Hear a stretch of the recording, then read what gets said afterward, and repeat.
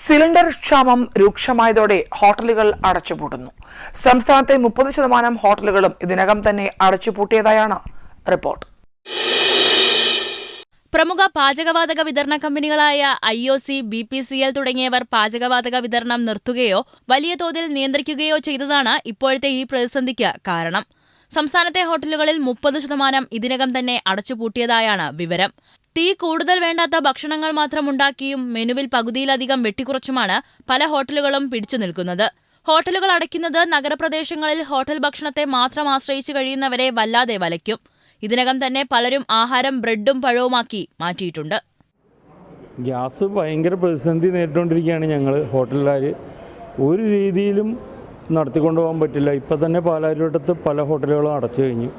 ഇപ്പം ഞങ്ങൾ ഇന്ന് ഞങ്ങളുടെ ഗ്യാസ് തീർന്നു. വിറകടുപ്പിലാണ് ഇപ്പോൾ ഇതുണ്ടാക്കുന്നത്.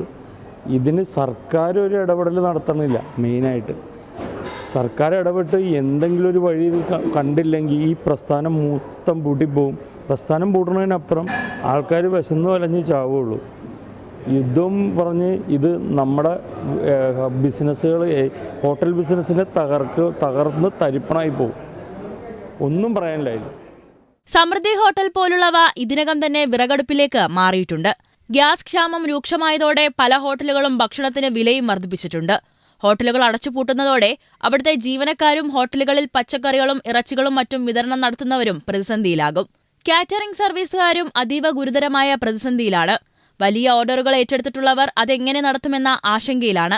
കോളേജ് ഹോസ്റ്റലുകൾ ഉൾപ്പെടെ പ്രവർത്തനം നിർത്തി തുടങ്ങിയിട്ടുണ്ട്. ജീവൻ ന്യൂസ്, കൊച്ചി.